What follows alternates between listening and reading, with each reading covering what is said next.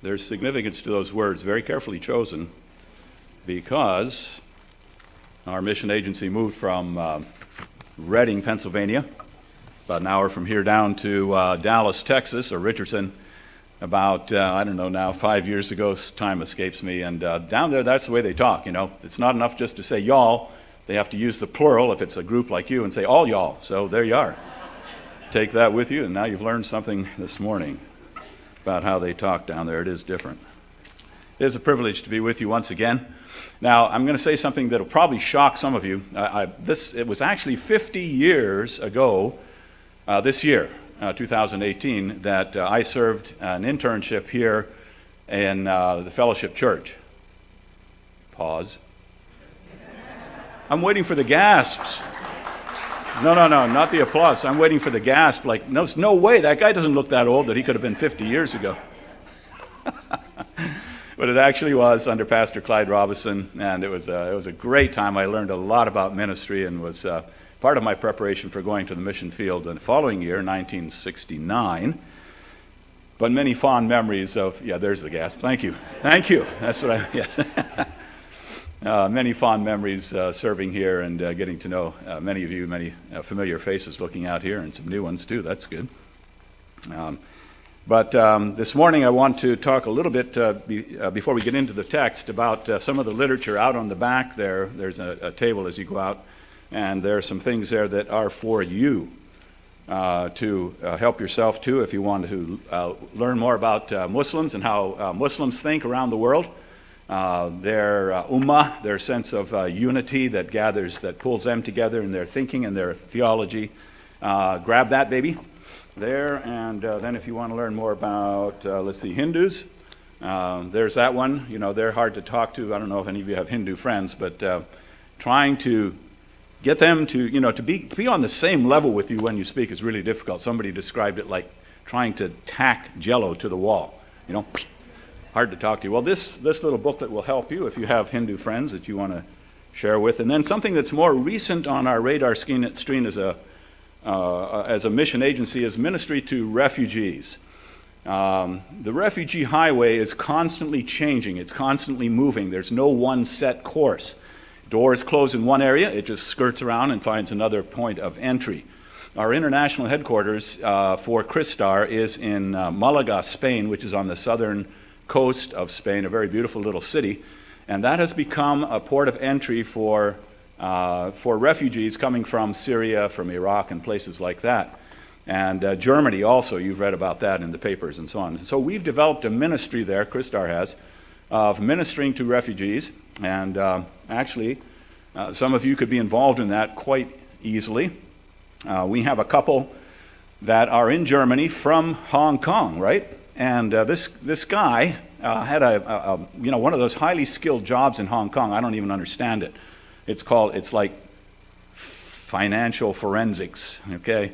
And these guys, what they do is their specialty is to look into the stream of finances that are coming into a company to find out if it's all legitimate or not, right?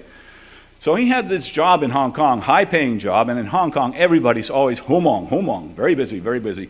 And so it's not uncommon for people to spend, to put in a 60, 70, maybe even 80-hour week on a job like that. Well, he gets wind of the fact that there's that same job opening over in Germany, and he and his wife pack up and they go to Germany, and he, of course, applied for the job and got it, and now he's there.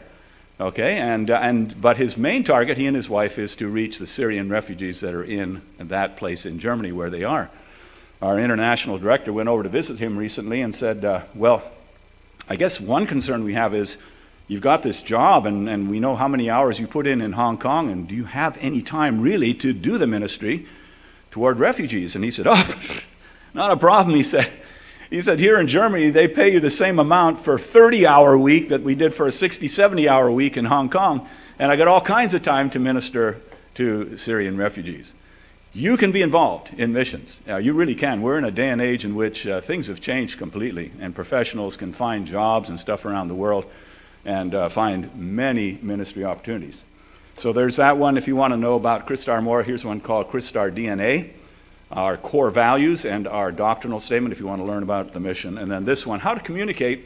We just heard it this morning in a letter, or at least alluded to, to effectively communicate to people who are in what we call creative access countries, where you can't be very, open, you can't talk about converts and church and disciples and all that.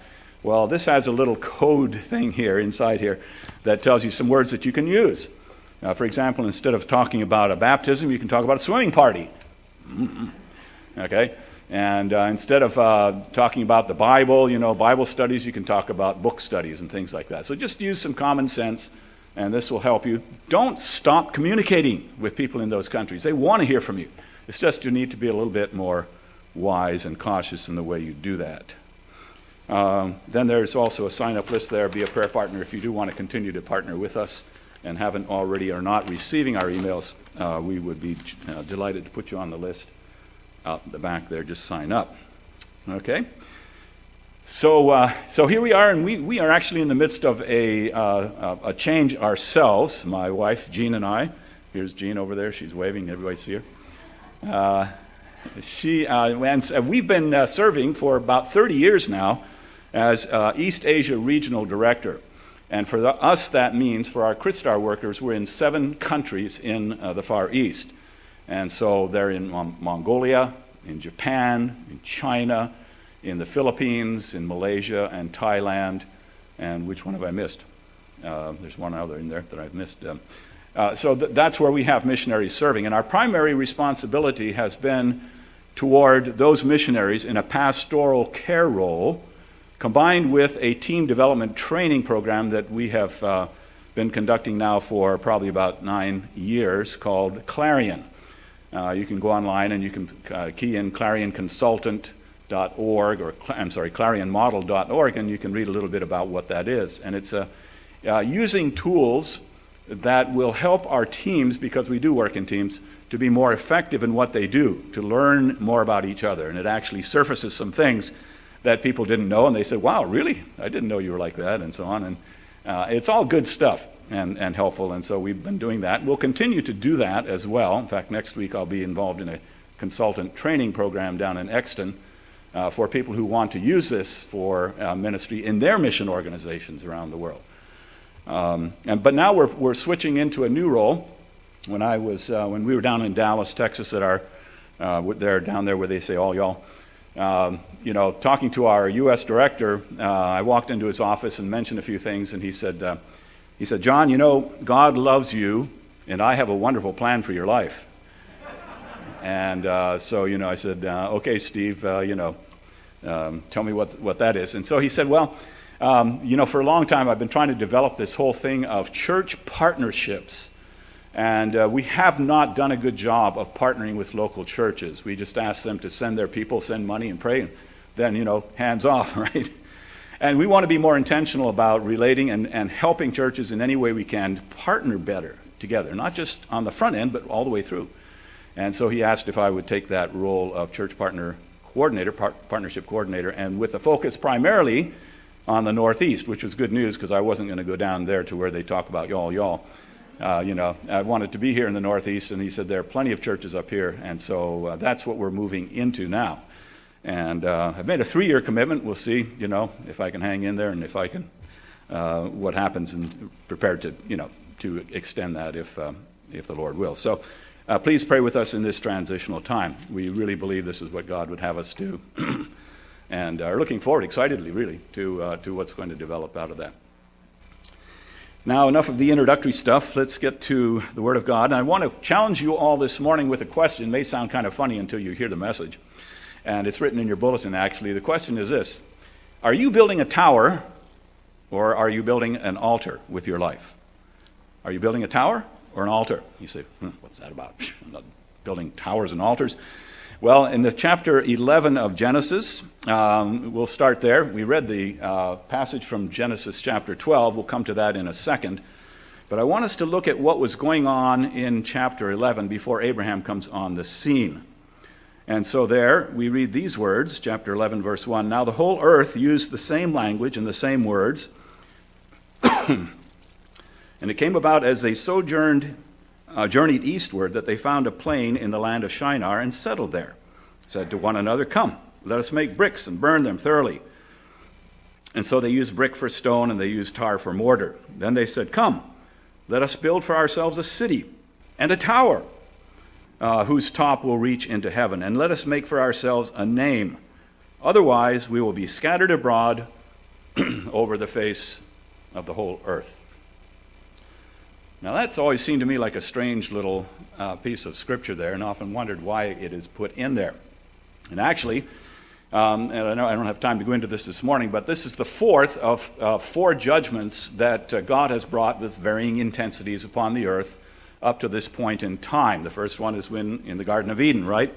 When Adam and Eve took the forbidden fruit. And what was the judgment there? They were kicked out of the garden, one-way ticket out, and also the ground was cursed, so that they had to work harder.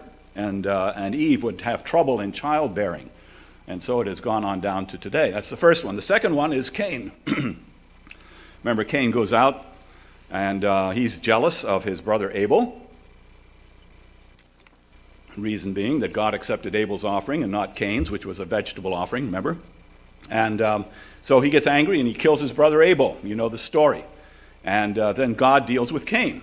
And he says now, and this is an interesting twist on the first one, the ground is cursed on account of you. That's what God said to Adam and Eve. But to Cain, he says, "You are cursed from the ground," meaning that the ground would never yield its fruit to Cain anymore. And remember, he was a vegetable farmer, which meant his livelihood was over. God said, "No way you're going to be able to grow crops anymore." And so he became a vagrant, a wanderer upon the face of the earth. And he went off and built a city and stuff like that. That was the second one. The third one we're all very familiar with in chapters 6 through 9, and that's the flood, right? The universal flood, in which the situation on earth had gotten so bad, so desperate in the sight of God, that it says there that the thought of their hearts continually was evil. Every thought of their hearts was evil. And violence filled the land. And it was just totally corrupt, and to the extent that God said there's only one, Noah, I'm going to rescue him and his sons. And he destroyed the earth with a flood in a cataclysmic judgment upon the people of that time, saving only Noah and his family. And the fourth one is this one here. And this time, we read that these people had gone forth, and this is only probably about 3 generations from the flood, not very long afterwards, and the people start moving toward the east, and they find this place called Shinar, which is in the area now of Iraq and that area of the world. And what do? They start to consult with themselves, and they said, "Let's stop here and let's rest and settle here." Okay, and then they said, "Now let's gather stone and make brick, and let's make for ourselves a city. And then let's also build ourselves a tower, lest we be scattered abroad on the face of the earth, and make for ourselves a name." That's what's going on in this passage. Now, when you first look at it, and you think about those things that they were doing, you can look at it from a human perspective and say, well, I mean, what are their interests? What is it they want to do? Well, it really sounds pretty harmless, actually, when you look at it from a human perspective. We all like to be settled, right? Does anybody here like to be unsettled? To not know where you're going to be tomorrow or next week or next month, right? We all want to be settled. So, what's the big deal, right? And then, that reflects the need for just comfort and settledness, very human values that we have. And then they want to make bricks and build a city. And I said, what's the big deal with that? I mean, people build cities all the time. My wife and I lived in Hong Kong for 4.5 years. Has the most high rises in any city in the world, over 8,000 of them. It's a huge city, and people love it there. And, it's just very expensive. But so you say, well, what's a city for? Well, a city is for security and safety, right? You live within a walled city and you feel safe and secure. So what's wrong with that? Don't you all want safety and security? Okay, we read about the other side of things in the paper all the time and we get nervous, right? So you say, well, this is just normal stuff that's going on here. And then they want to build a tower and make a name for themselves. Well, what's with this making a name for themselves? Well, there again, looking at it from a human perspective, it sounds pretty innocent. I mean, all of us want to be people of significance. Many people are searching for significance and don't know where to find it. They're trying to grasp and get it in some way, shape, or form, whether it's through money or through a job that is well known or Some kind of status. Everybody's looking for that. And so it seems like they themselves also were doing that same thing. They wanted recognition. They wanted respect. They wanted significance, importance. In fact, back in 1943, some of you have studied, I'm sure, the work of Abraham Maslow, and he developed this hierarchy of needs. And he developed the theory of human motivation, in which he said that if those more basic needs are not met, forget about those higher needs. And so he said you need to have the physiological first. All of your physical needs need to be met. You have to have food, then you have to have safety and security, and then you have to have love, a loving environment, and then only then, according to Maslow's theory, can you then really shine as an individual and find what they used to call years ago self-actualization, which is realizing one's potential to the full. So, we look at that and we say, well, why does it then, as you read further, that God comes down and he's not happy with what he sees as what's going on there, if these are just normal needs? Well, now we need to look at it from God's perspective. What did he find when he came down and looked at what was going on? Well, the first thing we noticed is that there's no mention of God at all in their thoughts and in their plans. There's the absence of God in their thinking. What did? They consulted together. They just got into a huddle and said, what should we do? Oh, I know. Let's do this. Let's settle here. Oh, hey, and by the way, let's build a city so that we're not attacked from the outside. And oh, yeah, a tower would be a great thing, wouldn't it? And but God looks at it and says there's absence of God in their thinking. God never entered the picture. They're little atheists. They reflect what's told us in Psalm 14. The fool has said in his heart, get that? In the heart. They weren't necessarily verbalizing it, but in their heart, there is no God. And that's how these people were acting as they settled east in the land of Shinar. Second thing that's not deliberately spoken to here, but if you go back to chapter 9, after the flood is over and they come out of the ark, God repeats the command to Noah that he gave to Adam and Eve in the Garden of Eden, which is very simple. Be fruitful, multiply, and fill the earth. What are they doing here? They're consolidating their gains. They don't want to go any further. And so they are in defiance of God in their actions and just settling in one place and doing what they felt was the best thing to do. Now, that doesn't sound too far off, does it? We know a lot of people who are living their lives that way. Maybe not in open defiance, but in some other kind of a more quiet defiance of God, saying, no, I'm going to make my life what I want and do what I want with my life. Thank you very much. And I'll make my own decisions, and I don't need advice and consultation from others, least of all from God. And so we find that their actions reflect a defiance of God. And then the third thing is that as they want to build this tower, and it says a tower that will reach up into heaven. Now, did they think that it would actually go up to, say, the moon or something like that? Well, no, I don't think that's the intent of the passage. It's to build a name for themselves. This tower would be so magnificent and so impressive that it would be the symbol of man's ultimate that man can do. And so they start to build this tower. We know from research that in those ancient days, as far back as 3000 BC, they were building these things called ziggurats. And the ziggurats are just a step thing like this. It goes up to the top and it's flat. And up at the top is a temple.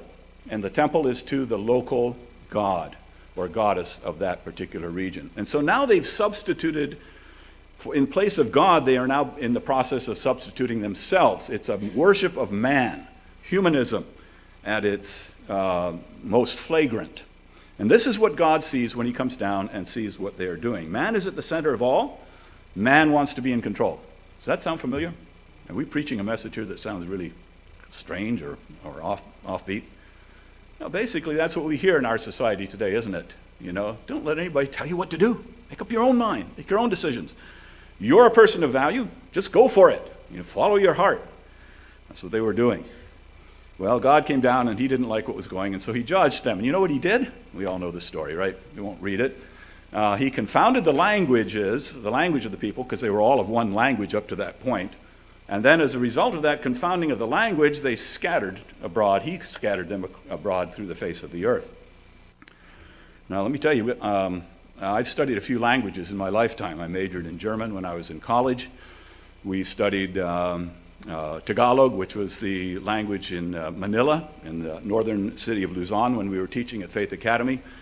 Then we moved down to Mindanao, where we became involved in a church planting work there, but it was a different language called Cebuano, so we had to study that. And even took a crash course in Cantonese one time. Whew, man, we crashed and burned on that one. But I'll tell you what happens when you're trying to use a language and you're new at it, is you're brave when you express what you know and you're pretty confident of, but then you pretty quickly run out of stuff to say.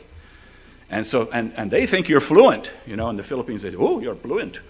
And you say, actually not. And so they start jabbering away, and the tendency then is to pull back and to go and hide. Well, that's what happened here. They couldn't understand each other, and so they said, I have no idea what you're saying. I used to, but now I don't. I'm out of here.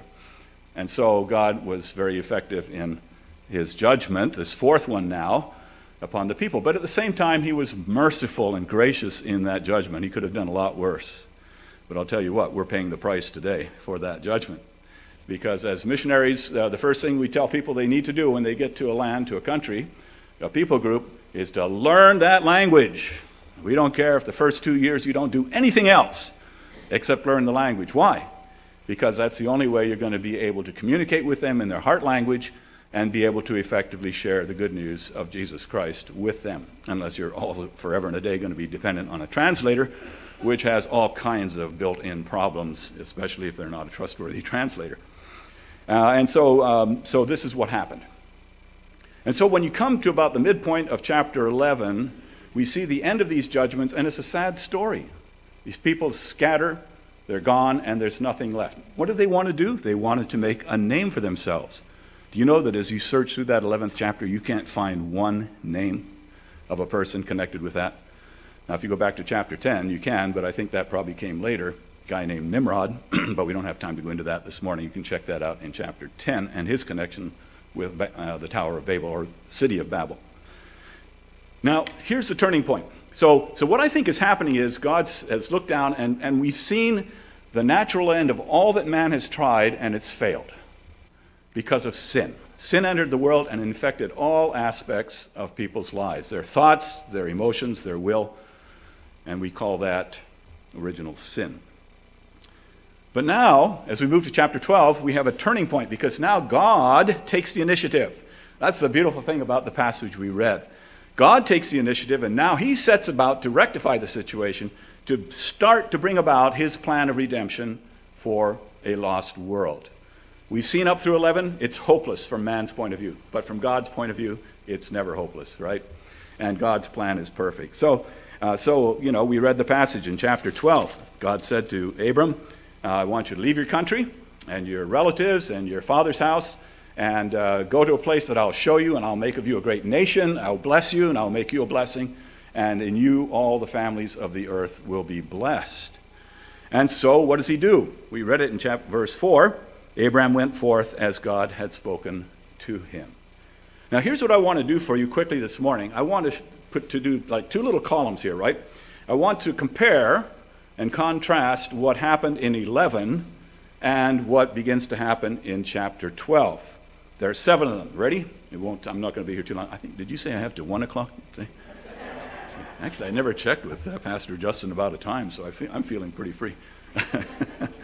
My wife goes like this, I know I'm in trouble. Okay, so we find that Abram responds to God's call in obedience, and here's the first thing. In chapter 11, we find that the people, their primary passion was to settle down in the land of Shinar. They found a place and they said, let's settle here. God comes to Abram and says just the opposite. I want you to leave your father's house, your family, your closest relatives, and go to a place that I will show you.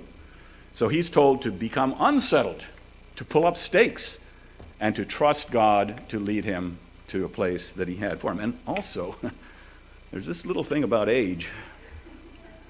Some of you sit back there and say, I know, this is a missions message. I'm an old guy, this is for young people. There are young people in here? So I can kind of check out, Hang on a minute. Abram was 75 years old when God came to him and said, hey, get up and go. I'm not quite there. A few more years and I'll be there, but, we're in a new phase of life too. And sometimes we look back and say, are we crazy or what? But if God is in it, man, we're there. And I just want to challenge you too. If God is in it, if you sense God leading you to make some kind of change, it may not be as radical as it was for Abraham, but God's ways are always counterintuitive. They are. In Isaiah 55:8, we read that as the heavens are high above the earth, so are my ways higher than your ways, and my thoughts than your thoughts. Don't count on your own thinking. Don't do like the people did in chapter 11. They counseled together among themselves. Listen to what God is saying to you. Second contrast, the people of Genesis 11 said, let us build for ourselves a city. Okay, what is their concern? Safety, security, things like that, which a city provides. But Abram, if you go on and read further, was content to be a sojourner all of his life. From 75 years on, he was a sojourner. Do you know that? Even though God had promised him a land, the promised land, he never stopped living in tents and moving all of the rest of his life, which was how many years? How old was Abram when he died? 175. For 100 years, my mom just died, a week and a half ago. She was 100 years old. And I'm thinking, man, here's Abram wandered all that long, all the time that my mom was alive. Amazing, right? But it says in Hebrews 11, it says, by faith he lived as an alien in the land of promise. Now that speaks to me a little bit there because, I don't know what was going on in Abram's mind, but, it's like if I'm going to be obedient and God's going to take me to his land, that he's going to show me I'm there, I want to be with him, this new God who's just revealed himself to me. Somehow he's trustworthy and I want to trust him. But he never did settle down.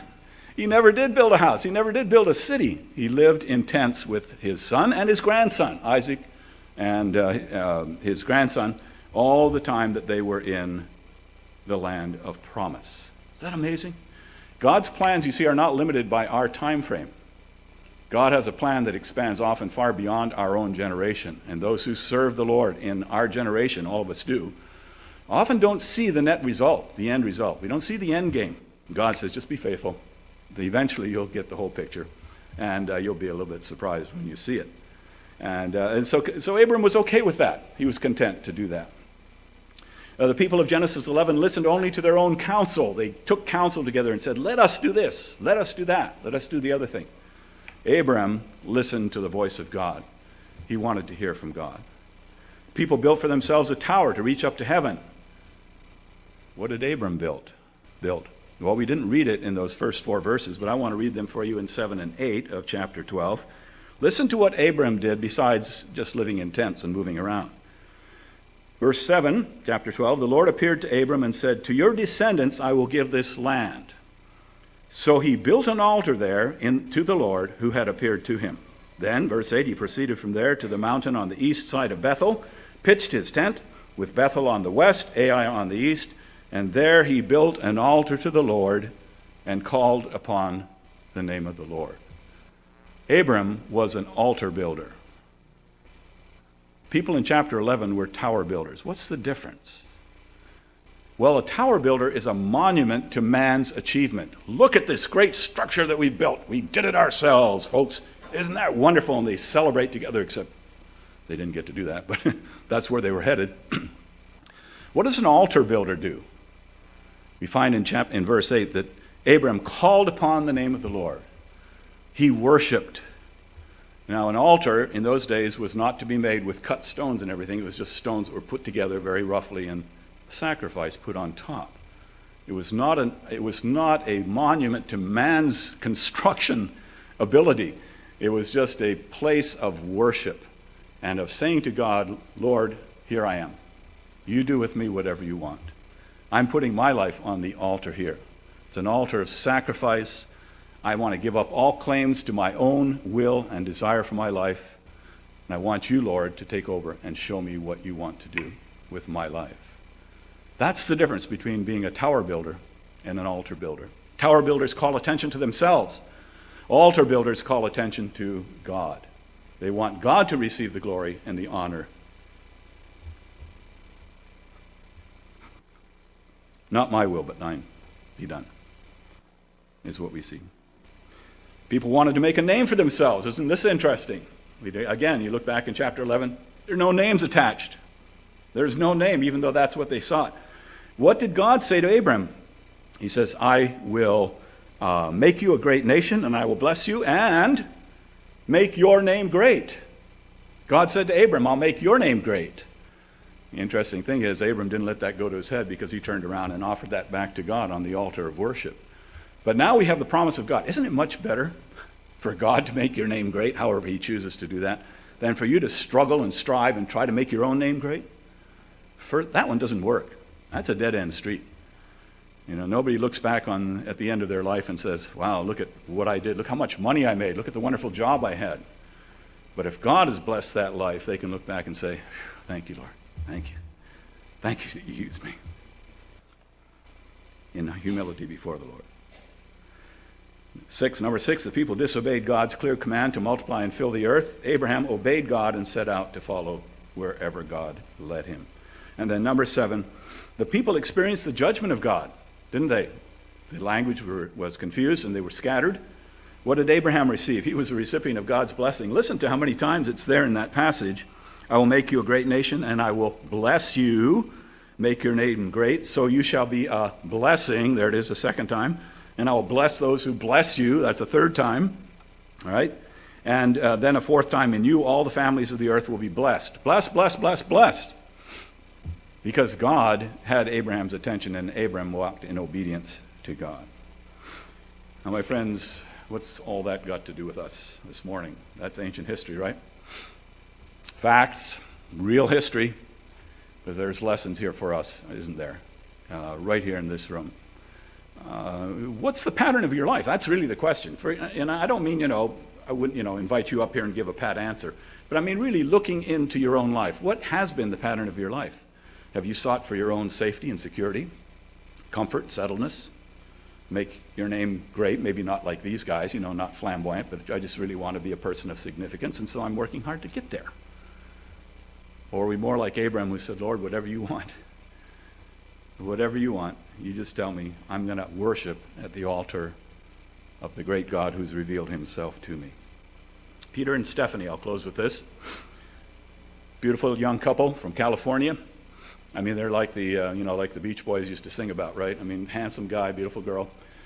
He's a stockbroker in California. Had a great, thriving business. She was a hairdresser. Also a thriving business, I presume. I don't know. Making a lot of money, right? And somehow God laid on, first of all, on her heart, on Stephanie's heart, that she should go on this short-term mission trip. I don't know if it was in the church or some group that she was part of, to India. And so she kind of struggled with that, but she eventually decided, it sounded like something she ought to be involved in. So she turned to Peter, and she hesitantly and very fearfully said to Peter, I think God is leading me, maybe us, I don't know, but at least me, to participate in this short-term trip to India. Well, then Peter goes ballistic, He says, what are you talking about? India, what's India, and what's going on here? But Peter, a believer, he was smart enough to think that after the initial reaction was, maybe God is in this. And so he went off to pray and think about it himself. And then he comes back to Stephanie with a counteroffer. You know what his counteroffer was? Hey, pack up your bags, we're going. Not on a short-term trip, we are there. We're going to India. Amazing.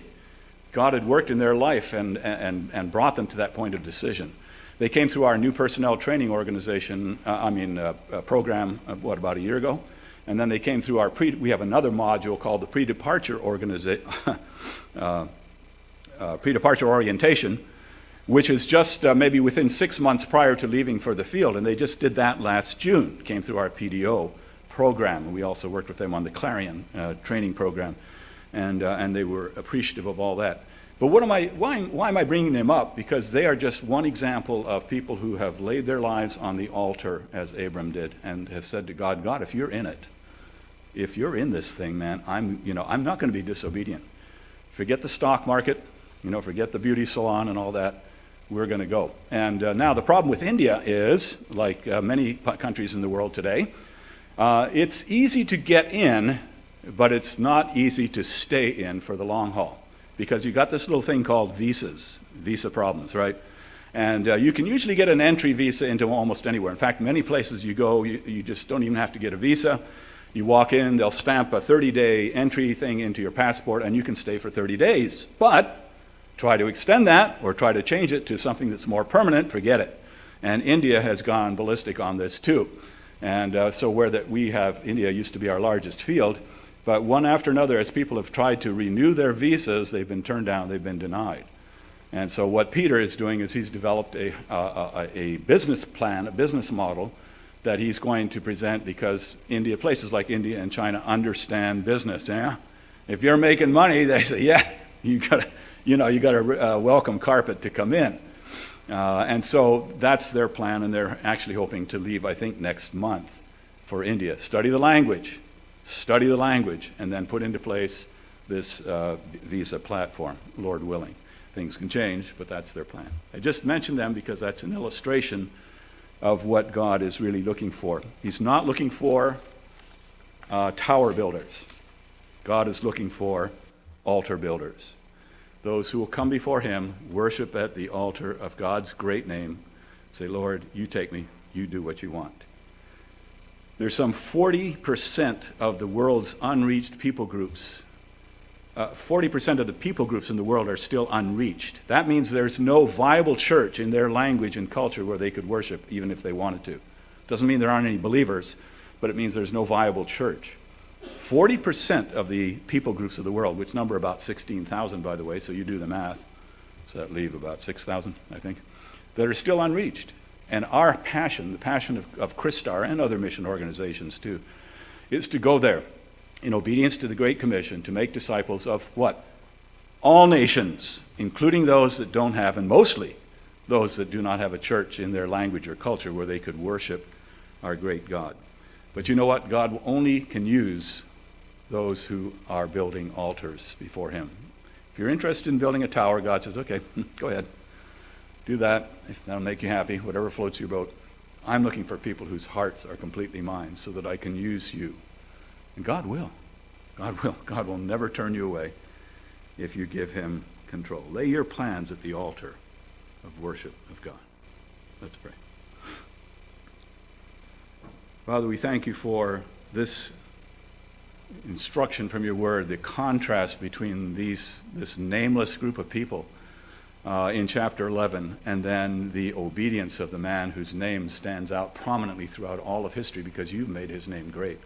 Abram, who in obedience to you, Father, left his family, left his country, and went to the place that you led him to, and then continued to live a life of just wandering, living in tents in order to see your name glorified and to accomplish what you did through him and through those who followed.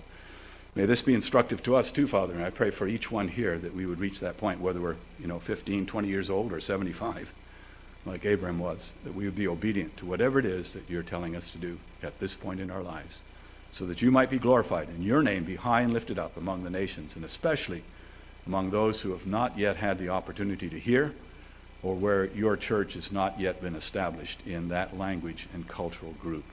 Father, we know that that does not glorify you, that these people are left unreached. It'll only be that when there are those from every tribe and nation and people group that where there are some from each one, that you will be glorified as they stand around the throne and worship you, we together with them, for your great name's sake. It's his name we pray. Amen.